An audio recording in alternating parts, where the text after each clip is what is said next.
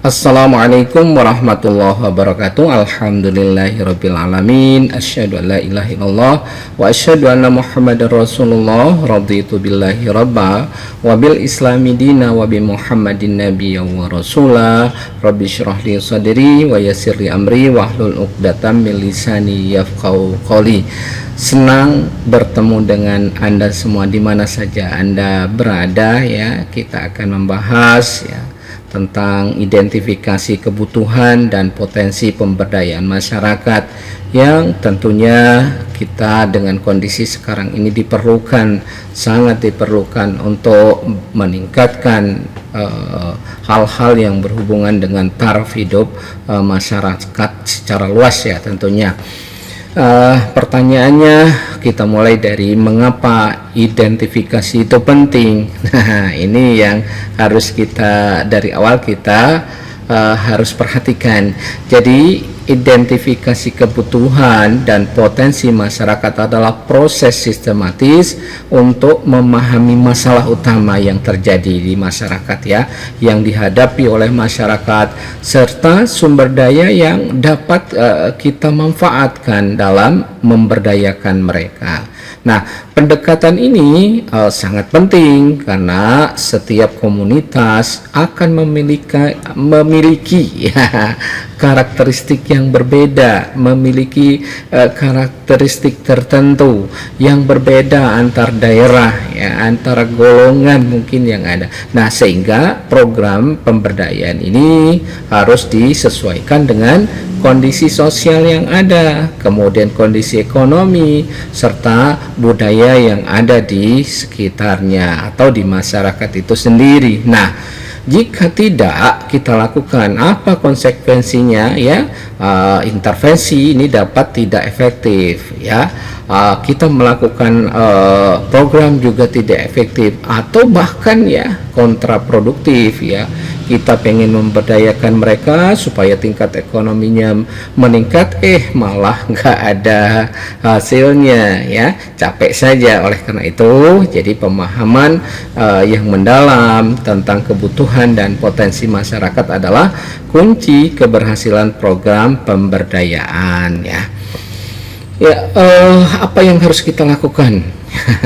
Ya, ini dimulai dari memahami masalah. Jadi mengidentifikasi masalah utama yang dihadapi oleh masyarakat. Kemudian setelah kita memahami masalah, kita memanfaatkan sumber dayanya. Jadi menentukan sumber daya yang dapat kira-kira bisa digunakan di dalam proses pemberdayaan tersebut. Nah, setelah itu kita melakukan adaptasi program ya. Jadi menyesuaikan dengan program, dengan kondisi sosial yang ada, kondisi ekonomi yang ada, serta budaya, nilai-nilai kearifan lokal yang ada di masyarakat tersebut. Itu beberapa hal yang harus dilakukan di dalam proses identifikasi. Oke, kita lanjutkan ya. Nah, ada faktor sosial dalam pemberdayaan ini ya. Faktor sosial ini mencakup interaksi antara individu dan kelompok di dalam masyarakat itu sendiri. Nah, misalnya struktur sosial, ada modal sosialnya, pendidikan ataupun keterampilan yang berkembang, serta kesehatan masyarakat ya adalah elemen penting. Nah, hierarki ini atau hierarki sosial ini akan mempengaruhi ya terhadap distribusi sumber daya, sementara modal sosial bisa meningkatkan partisipasi mereka tentunya ya. Nah, tingkat pendidikan yang tinggi misalnya ya memudahkan penerimaan inovasi. Nah, ya, jadi biasanya kalau tingkat pendidikan yang tinggi ya itu kalau ada inovasi cepat mereka untuk menangkapnya. Atau kesehatan yang baik ya memungkinkan masyarakat itu lebih produktif ya. Gimana kalau sakit ya, nggak mungkin lah dia melakukan aktivitas yang optimal.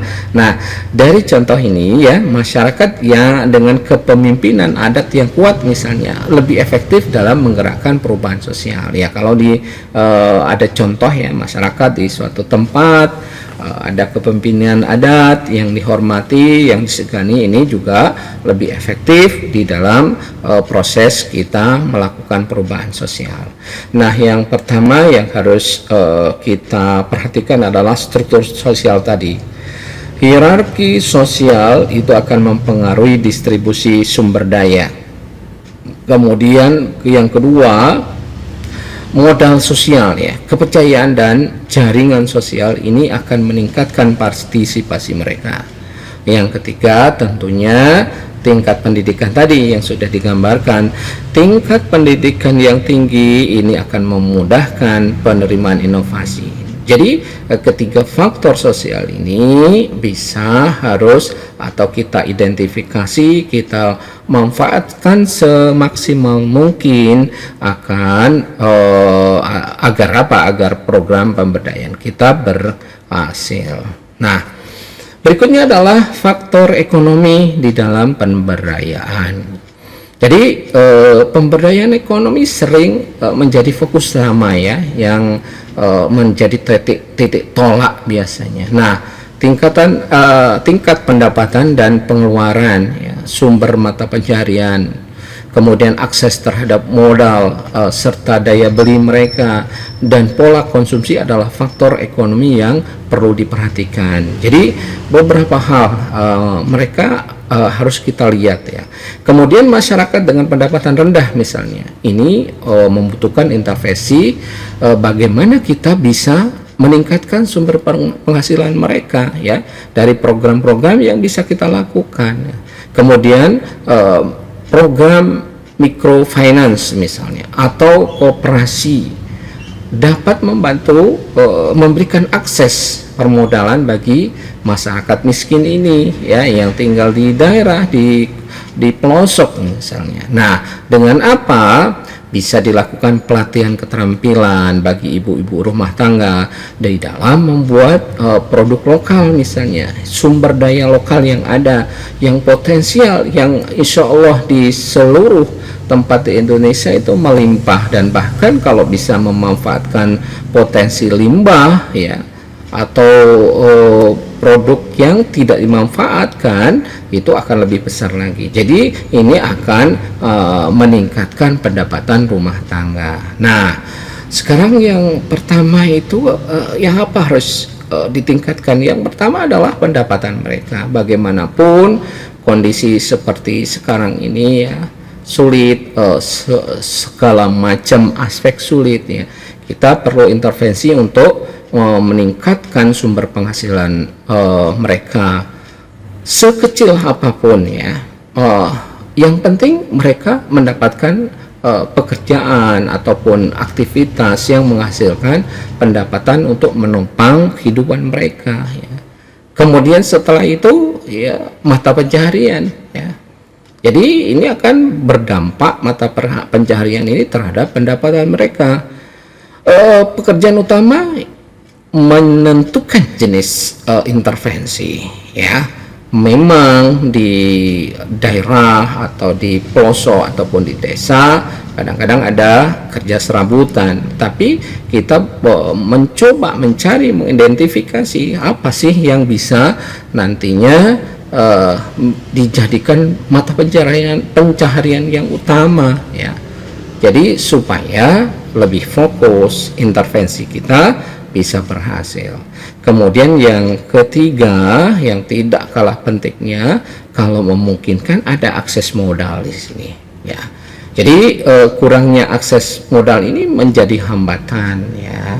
Nanti tinggal bagaimana kita membuat stimulasi ataupun melakukan kolaborasi dengan stakeholder yang ada. Ini bisa diadakan kerjasama atau melalui akses yang bisa kita lakukan. Nah, dari sini nanti program kita insya Allah akan mendapatkan keberhasilan tentunya di dalam proses pemberdayaan tersebut. Nah, ada faktor budaya dalam pemberdayaan juga, ya. Jadi budaya dapat menjadi penggerak atau penghambat dalam pemberdayaan ini. Jadi misalnya nilai dan norma sosial, kepercayaan dan praktek tradisional peran gender dan kelembagaan adat dan sistem kepemimpinan lokal, ini adalah aspek budaya yang berpengaruh. Nah, bisa saja terjadi di suatu daerah itu ada kearifan lokal ya, yang ini ibarat dua sisi mata uang ya, tinggal kita bisa memanfaatkan potensinya supaya lebih positif untuk atau digunakan di dalam pemberdayaan masyarakat ini ya. Misalnya ya, di beberapa daerah ada perempuan memiliki akses terbatas terhadap pendidikan dan pekerjaan ya. Sehingga program pemberdayaan perempuan ini perlu dipertimbangkan atau perlu mempertimbangkan aspek budaya ini. Dengan apa? Dengan melibatkan tokoh adat atau dalam perencanaan program ini dapat meningkatkan tingkat partisipasi masyarakat. Jadi kalau di suatu daerah ada tokoh yang dihormati atau figur, ini bisa dilibatkan untuk menambah nilai kepercayaan. Nah, ini kita mulai dari nilai dan norma ya. Jadi menentukan perilaku masyarakat di dalam menerima intervensi yang kita lakukan ini ya. Nilai dan norma jangan sampai ya bertentangan dengan nilai dan norma yang ada di suatu tempat atau masyarakat tertentu. Ini akan kontraproduktif nantinya. Kemudian kepercayaan. Jadi ini akan membantu penerimaan terhadap program pemberdayaan.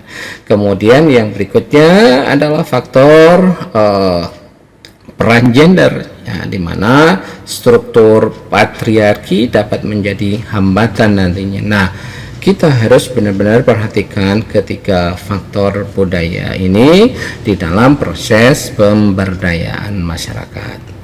Nah, sekarang kita pelajari bagaimana teknik identifikasi ya, dengan metode partisipatif ya.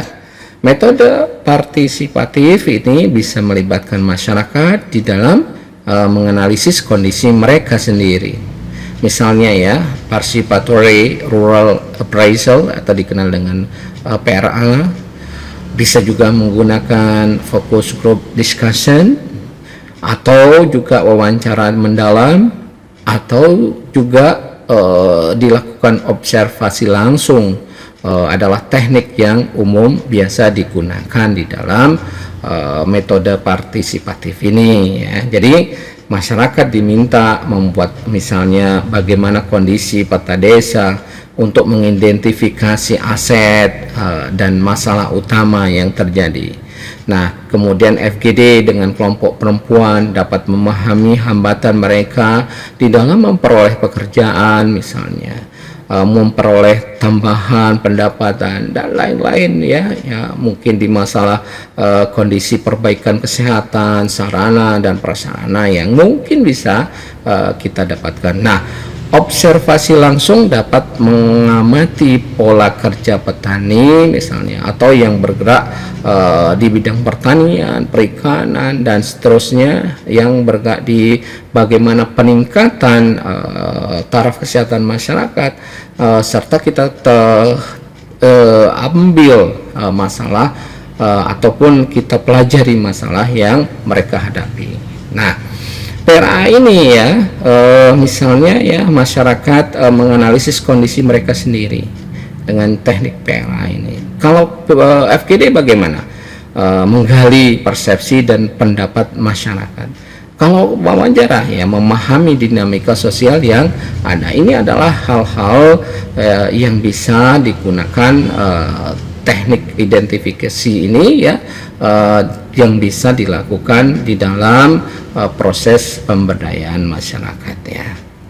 Oke, sekarang teknik identifikasi bisa dilakukan dengan survei dan data sekunder ya. Nah, survei kuesioner dan analisis data sekunder adalah metode lain yang dapat digunakan ya. Misalnya survei kuesioner mengumpulkan data dengan menggunakan kuesioner terstruktur ya, serta survei kepuasan masyarakat terhadap layanan kesehatan di desa misalnya. Nanti dengan harapkan ya ada intervensi bagaimana untuk meningkatkan hal ini. Nah, analisis data sekunder bisa juga menggunakan data yang sudah tersedia dari sumber terpercaya ya, seperti data BPS ya, Badan Pusat Statistik ya, untuk memahami tingkat kemiskinan di suatu wilayah. Kemudian dari situ kan kita bisa bergerak apa penyebab kemiskinan organik di suatu daerah. Nah, itu bisa nanti kita kaji. Nah, kedua metode ini memberikan data kuantitatif yang berguna di dalam suatu proses perencanaan program nantinya. Jadi semua yang kita rencanakan, yang kita di dalam proses pemberdayaan itu adalah yang benar-benar dibutuhkan oleh masyarakat. Nah, survei kuesioner ini melalui pengumpulan data sekunder ya, bisa data sekunder menggunakan data yang sudah tersedia ya, bisa kita lakukan semuanya, tinggal bagaimana nanti kita bisa mengidentifikasi itu semua. Kemudian kita jelaskan juga tentang analisis SWOT dalam pemberdayaan. Jadi analisis SWOT ini membantu merancang program pemberdayaan yang lebih efektif nantinya ya, kalau kita di dalam menyusun nanti di suatu daerah, dimulai dari kekuatan, strength ya, apa kekuatannya di suatu wilayah tersebut, kemudian kelemahan, weakness-nya, kemudian peluangnya bagaimana, opportunities ya, dan ancaman atau threat ya yang diidentifikasi untuk memahami kondisi masyarakat secara komprehensif. Baru kita akan nyusun program ya untuk pemberdayaan mereka. Nah, dengan memahami SWOT ini, jadi program pemberdayaan dapat memanfaatkan kekuatan, mengatasi kelemahan, memanfaatkan peluang, dan mengurangi ancaman. Ini memastikan program yang